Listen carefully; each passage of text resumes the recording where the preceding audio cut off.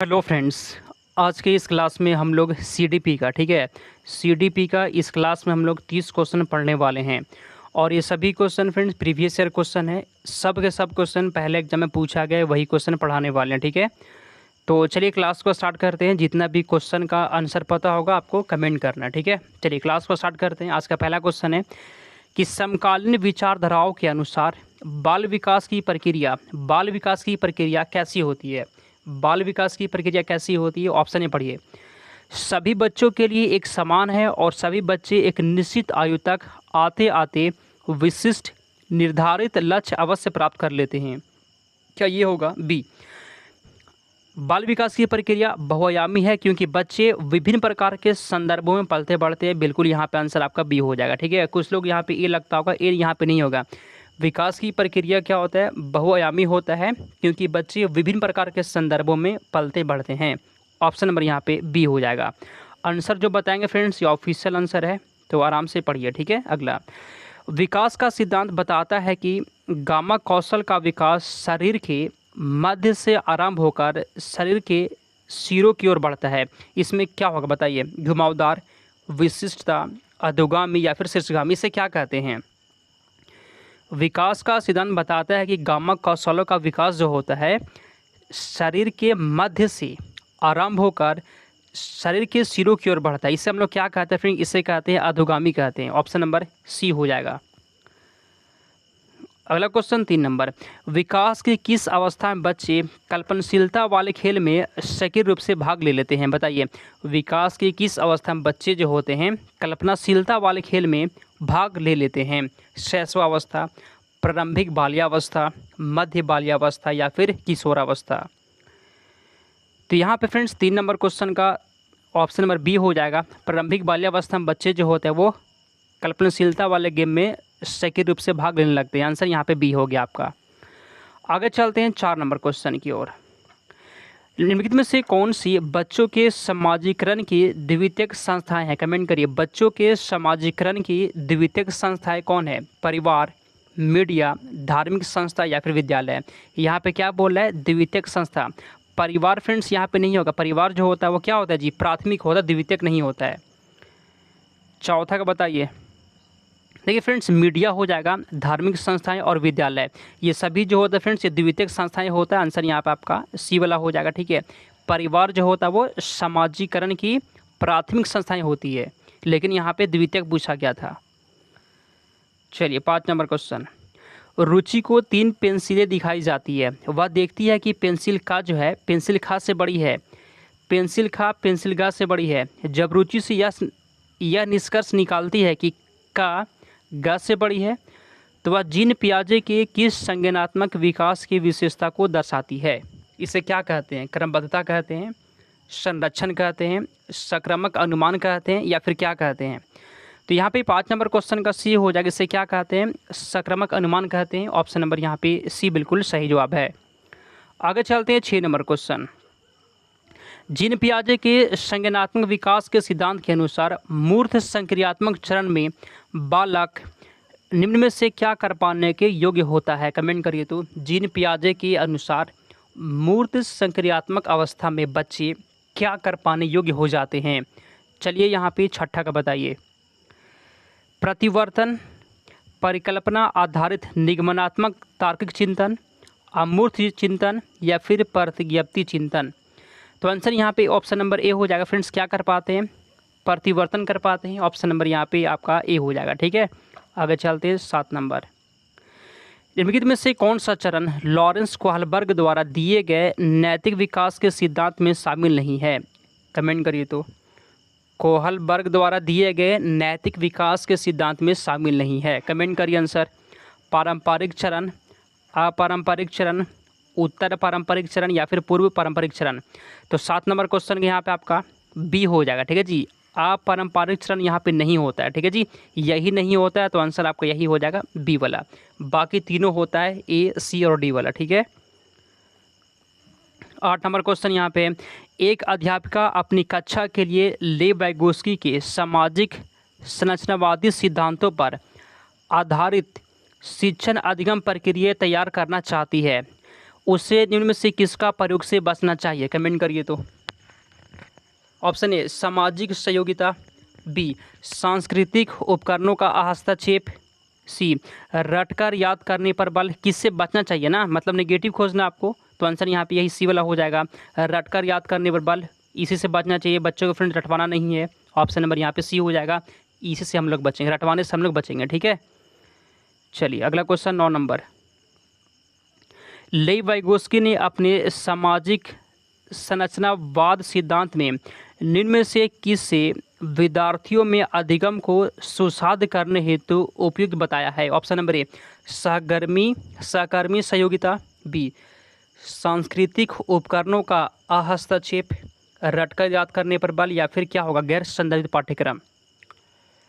9 number question फिर से पढ़ते हैं। देखिए फ्रेंड, जहाँ पर भी वाइगोस्की आता है ना, वहाँ पर क्या आता है, समाज आता है, संस्कृति आता है, सहकर्मी आता है, ठीक है फ्रेंड्स। ऑप्शन नंबर यहाँ पे ये पढ़िए सहकर्मी सहयोगिता, ऑप्शन नंबर यहाँ पे ये हो जाएगा। चलिए 10 नंबर क्वेश्चन। किसी प्रगतिवादी कक्षा के बारे में एक अध्यापिका का क्या विश्वास होना चाहिए। किसी प्रगतिवादी कक्षा में एक अध्यापिका का क्या विश्वास होना चाहिए। ऑप्शन ए कक्षा हमेशा कठोर नियंत्रण में रहे, एकदम बिल्कुल फ्रेंड्स ये गलत है। 10 का अधिगम केवल कक्षा में ही होता है, अधिगम केवल कक्षा में ही होता है, ये बिल्कुल गलत बात है, ठीक है फ्रेंड। 2 ऑप्शन कट गया आगे।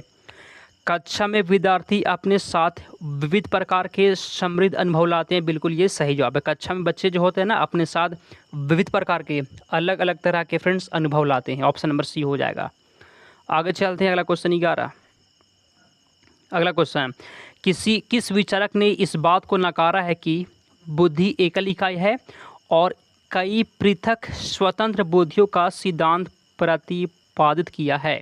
जीन पियाजे, हॉवर्ड गार्डनर, ली वाइगोस्की, या फिर लॉरेंस कोहलबर्ग। 11 का सही जवाब क्या होगा। किस विचारक ने इस बात को नकारा है कि बुद्धि एकल इकाई होती है, इसे किस नकारा है फ्रेंड्स। आंसर यहाँ पे बी हो जाएगा, Howard Gardner, option number B यहाँ पे बिल्कुल सही जवाब है। आगे चलते हैं, अगला क्वेश्चन 12। खिलौने के रूप में गुड़िया मिलने पर रोहन की प्रतिक्रिया थी, मुझे यह खिलौना पसंद नहीं है क्योंकि लड़के गुड़िया से नहीं खेलते हैं। यह किसका एग्जाम्पल है। जेंडर प्रासंगिकता, जेंडर भेदभाव, जेंडर रूढ़िवादिता, या फिर जेंडर स्थिरता। तो यहाँ पे 12 नंबर क्वेश्चन का हो जाएगा ऑप्शन नंबर सी, इसे क्या कहते हैं, जेंडर रूढ़िवादिता कहते हैं, ठीक है। आंसर यहाँ पे सी हो गया। आगे चलते हैं 13 नंबर क्वेश्चन। एक शिक्षक 1 महीने की अवधि के अंतराल में विद्यार्थियों को निबंध लिखने के लिए कई ड्राफ्ट लिखने के लिए सहयोग देता है। यदि यह शिक्षक प्रत्येक विद्यार्थी के सभी ड्राफ्ट को ध्यान में रखता है और उन सभी ड्राफ्ट पर काम करने की प्रक्रिया को भी मान्यता देता है, तो इस प्रकार के मूल्यांकन को क्या कहेंगे। योगात्मक, मानक संदर्भित, रचनात्मक, या फिर मानकीकृत। आंसर यहाँ पे क्या होगा, ठीक है। क्वेश्चन जो बड़ा रहे ना, जिसमें आपको और टाइम चाहिए, तो आप क्लास को रोकेंगे बीच में और पहले खुद से पूरा पढ़ेंगे, उसके बाद आंसर देंगे, ठीक है। यहाँ पे आंसर सी हो जाएगा, इसे रचनात्मक कहते हैं। क्या कहते हैं, इसे क्या कहते हैं, रचनात्मक। आगे चलते हैं, अगला क्वेश्चन। एक बहुभाषी कक्षा में शिक्षक को क्या करना चाहिए, बताइए। एक बहुभाषी कक्षा में शिक्षक को क्या करना चाहिए। एक बहुभाषी कक्षा में शिक्षक को क्या करना चाहिए फ्रेंड्स। आंसर यहाँ पे सी वाला आपका हो जाएगा।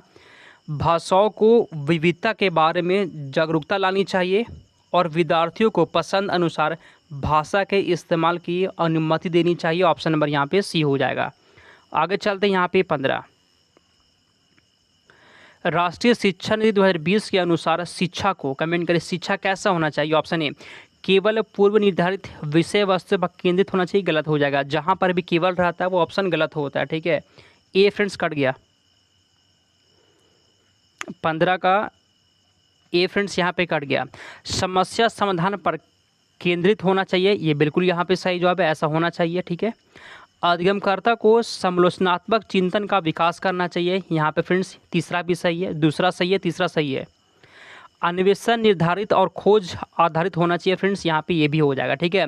2, 3 और 4 यहाँ पे सही होगा। 2, 3, 4 किस में दिया गया जी, 2, 3, 4, 2, 3, 4 फ्रेंड्स यहाँ पे देखिए। अच्छा ये ऑप्शन सेम है जी, इसको हटा दीजिए। ऑप्शन में यहाँ पे थोड़ा सा मिस्टेक हो गया है, 2, 3, 4 यहाँ पे आंसर हो जाएगा, ऑप्शन ए वाला कट जाएगा। ठीक है, आगे चलते हैं अगले क्वेश्चन की ओर। 16 नंबर। आप सभी को फ्रेंड्स चैनल को सब्सक्राइब कर लेना है। ठीक है, आगे चलते हैं। 16, पाठ्यक्रम को जल्दी पूरा करने के लिए एक शिक्षिका हमेशा अपनी पसंद की ही कुछ बच्चों से उत्तर पूछ लेती है। शिक्षिका द्वारा किया गया यह कार्य क्या दर्शाता है? 16 बताइए। पाठ्यक्रम को जल्दी पूरा करने के लिए एक शिक्षिका हमेशा अपनी पसंद की ही कुछ बच्चों से उत्तर पूछती है। शिक्षिका द्वारा किया गया यह कार्य क्या करेगा फ्रेंड्स? कमेंट करिए 16 का आंसर। सी पढ़िए, विद्यार्थियों के समान अवसर की उपलब्धता से वंचित करता है। हाँ जी, बच्चों के जो समान अवसर है ना वो नहीं मिल पाएगा, क्योंकि टीचर जो है फ्रेंड्स हमेशा कुछ पसंद के बच्चों से ही अगर वो क्वेश्चन पूछेंगे या उत्तर पूछेंगे तो बाकी बच्चों का क्या होगा, यहाँ पे समान अवसर तो नहीं मिल रहा है, तो ऑप्शन नंबर यहाँ पे सी हो जाएगा। ठीक है, 17 नंबर क्वेश्चन, गुन्नज वैकल्य को से जूझते छात्र के समावेशन हेतु इनमें से क्या महत्वपूर्ण है? गुन्नज वैकल्य से जूझते छात्र के समावेशन के लिए सबसे जरूरी क्या है? ए पढ़िए, कार्य पूर्ण करने के लिए सख्त समय नहीं होना चाहिए। ठीक है, गलत हो गया। बी, शिक्षार्थी को दृश्य आधारित परिकलन मतलब कैलकुलेटर और गणित संबंधी परियोजना का उपलब्ध करवाना। ये फ्रेंड्स आंसर यहाँ पे आपका बी हो जाएगा। ठीक है, चलिए बहुत अच्छा। 18 नंबर क्वेश्चन, एक दृष्टिबाधिता वाले विद्यार्थियों के लिए निम्न में से कौन सी सामग्री लाभदायक नहीं होगी? बताइए, एक दृष्टिबाधिता वाले शिक्षार्थी के लिए कौन सी सामग्री लाभदायक नहीं होगी? 18 का फ्रेंड्स कमेंट करिए। तो मतलब फ्रेंड्स देखने में उसको दिक्कत है तो कौन सी इसमें उसके लिए मतलब नहीं होगा, सहायता नहीं करेगा? ऑप्शन ए, स्पार्शी ग्लोब, ये तो फ्रेंड्स सहायता करेगा, तो ये तो नहीं होगा आंसर। छोटे अक्षरों वाली पुस्तक, यही फ्रेंड्स सहायता नहीं करेगा, यही लाभदायक नहीं होगा, तो आंसर यहाँ पर आपका बी हो जाएगा। ठीक है, यही क्वेश्चन में पूछा गया कौन लाभदायक नहीं होगी, तो छोटे अक्षरों वाली पुस्तक लाभदायक नहीं होगी। 19 नंबर क्वेश्चन, कथन कारण वाला क्वेश्चन है, पढ़िए आराम से। ठीक है, कथन, भाषा शिक्षण के दौरान एक अध्यापिका को लिखित सामग्री के साथ साथ श्रवण पुस्तकें भी उपलब्ध करानी चाहिए। अच्छा ठीक है, तर्क में देखिए, प्रस्तुतिकरण के विविध विकल्प विभिन्न अध्ययनकर्ताओं की ज़रूरतों को पूरा कर पाते हैं, जैसा कि पठन विकारों से जूझते अभ्यर्थी। सही विकल्प क्या लग रहा है आपको? कमेंट करिए। तो फिर से फ्रेंड्स पढ़िए एक बार क्वेश्चन को, देखिए, भाषा शिक्षण के दौरान एक अध्यापिका को लिखित सामग्री के साथ साथ सुनने वाले पुस्तकें श्रवण पुस्तकें भी उपलब्ध करवानी चाहिए। ये तो बिल्कुल यहाँ पे सही दिया गया है। तो फ्रेंड्स यहाँ पे आंसर आपका हो जाएगा ए और आर दोनों सही है, और आर सही व्याख्या करता है ए की। चलिए आगे चलते हैं हम लोग 20 नंबर क्वेश्चन। और फ्रेंड्स फिर से बता दें, ये मेरा क्वेश्चन नहीं है, ये प्रीवियस ईयर क्वेश्चन पढ़ा रहा है आपको, पहले पूछा गया। ठीक है, अगला, एक सृजनात्मक बालक में निम्न में से कौन से गुण मौजूद होंगे? अभिसारी चिंतन, अभिसारी चिंतन, अमूर्त चिंतन की योग्यता, या फिर नवीन महत्वपूर्ण उत्पादों की योग्यता? 20 का बताइए।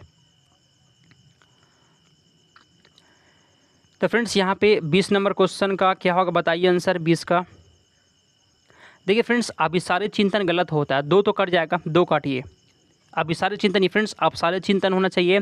अमूर्त चिंतन की योग्यता ये भी होनी चाहिए।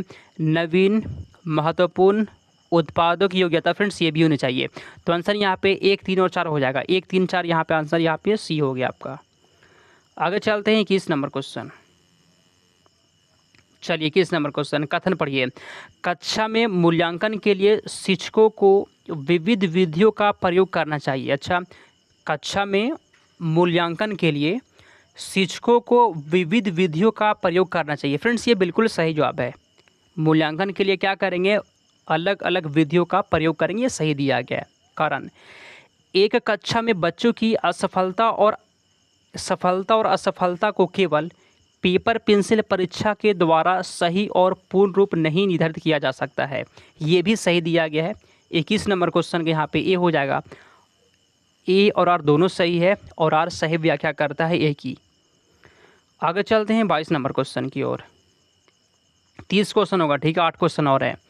किसी संप्रदाय को पढ़ाने के लिए, मतलब संप्रदाय मतलब कॉन्सेप्ट होता है, अध्यापिका अपनी विभिन्न उदाहरण प्रस्तुत करती है। उसके बाद विद्यार्थियों को उन उदाहरणों द्वारा एकत्रित जानकारी के आधार पर नियम निर्धारित करने को कहती है। इस क्रिया में अध्यापिका किस अधिगम को इस्तेमाल कर रही है? आसान क्वेश्चन। देखिए टीचर जो है ना फ्रेंड्स पहले क्या बताती है, एग्जाम्पल, फिर क्या बोलती है, नियम। तो जहाँ पर फ्रेंड्स उदाहरण से नियम की ओर जाते हैं वहाँ पर क्या होता है, आगमनात्मक होता है। आंसर यहाँ पे बी हो जाएगा। ये क्वेश्चन बहुत बार पूछा गया है। 23 नंबर, कक्षा नियमन में विद्यार्थी की सहकारिता हेतु एक अध्यापक को क्या करना चाहिए? कक्षा नियमन में विद्यार्थी की सहकारिता हेतु एक अध्यापक को क्या करना चाहिए? 23 नंबर क्वेश्चन का फ्रेंड्स क्या होगा, देखिए यहाँ पे डी वाला पढ़िए। मापदंडों और नियमों को स्थापित करते समय विद्यार्थियों की सहभागिता होना चाहिए। ये बिल्कुल सही जवाब है। कोई भी मापदंड, कोई भी नियम स्थापित करते समय जो है ना विद्यार्थियों की सहभागिता भी होना बहुत ज़रूरी है। ठीक है, ऑप्शन में दिया गया है स्वयं ही कठोर और अटल नियम बना देंगे, ऐसा नहीं है। ऑप्शन नंबर यहाँ पे डी हो गया। 24 नंबर क्वेश्चन, सही विकल्प चुनिए जो उन संदर्भों का सही चुनाव करता है जिनमें बच्चों के लिए अधिगम हो पाता है। खेल कूद, घर और कक्षा कक्ष। 24 का बताइए। 24 नंबर क्वेश्चन का तो फ्रेंड्स यहाँ पे 1, 2 और तीनों यहाँ पे सही है। खेलकूद भी होता है, घर भी होता है और कक्षा कक्ष भी होता है।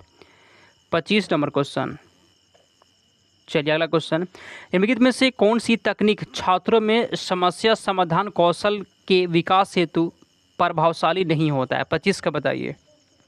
निम्नलिखित में से कौन सी तकनीक छात्रों में समस्या समाधान कौशल के विकास हेतु प्रभावशाली नहीं होता है? फ्रेंड्स प्रभावशाली नहीं पूछ रहा है तो यहाँ पे आंसर पढ़िए। देखिए फ्रेंड्स यहाँ पे डी वाला पढ़िए। हर समस्या के लिए एक जैसी पूर्व निर्धारित चरण दर चरण प्रक्रिया को इस्तेमाल पर बल देना। 25 नंबर क्वेश्चन का डी हो जाएगा। ठीक है, चलिए आगे चलते हैं 26 नंबर क्वेश्चन की ओर। निम्नलिखित में से कौन सी एक संरचनावादी कक्षा का अभिलक्षण है? कमेंट करिए कौन सा एक जो है ना वो संरचनावादी कक्षा का अभिलक्षण है। ऑप्शन ए, अधिगम प्रक्रिया में अधिगमकर्ता निष्क्रिय होते, ये गलत हो जाएगा। निष्क्रिय बच्चे नहीं होते हैं। ठीक है, ये निष्क्रिय बच्चे नहीं होते हैं। तो 26 का फ्रेंड्स यहाँ पे 26 का आंसर क्या होगा बताइए। 26 का आंसर यहाँ पे देखिए ऑप्शन 4 वाला पर डी वाला। कक्षा कक्ष में बच्चों के पिछले अनुभव का उपयोग नए ज्ञान की रचना के लिए किया जाता है। ऑप्शन नंबर यहाँ पे डी हो जाएगा।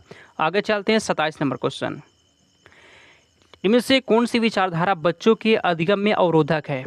कौन सी विचारधारा बच्चों के अधिगम में अवरोधक होता है, मतलब रुकावट पैदा करेगा?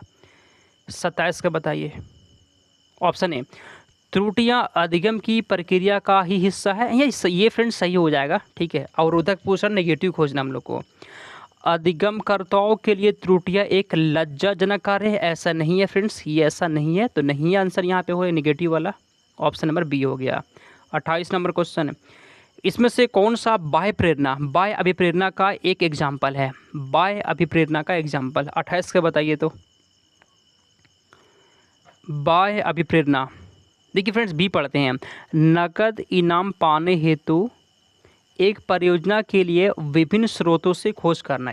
नगद इनाम पाने के लिए फ्रेंड्स आंसर यहाँ पे आपका बी हो जाएगा। चलिए 29 नंबर क्वेश्चन, कोविड-19 महामारी के दौरान तनाव ने विद्यार्थियों के प्रदर्शन को नकारात्मक रूप से प्रभावित किया है। यह निम्नलिखित में से किस प्रकार के संबंध को स्पष्ट करता है? ऑप्शन ए, प्रतियोगिता और संज्ञान और संवेग, आनुवंशिकता और निष्पादन, आनुवंशिकता और वातावरण। 29 नंबर क्वेश्चन का बी हो जाएगा, संवेग और संज्ञान। लास्ट क्वेश्चन यहाँ पे अधिगम अधिक सार्थक और प्रभावशाली होता है अगर यह मुख्यतः डैश हो। अगर यह मुख्यतः शिक्षक निर्देशित, गलत हो जाएगा।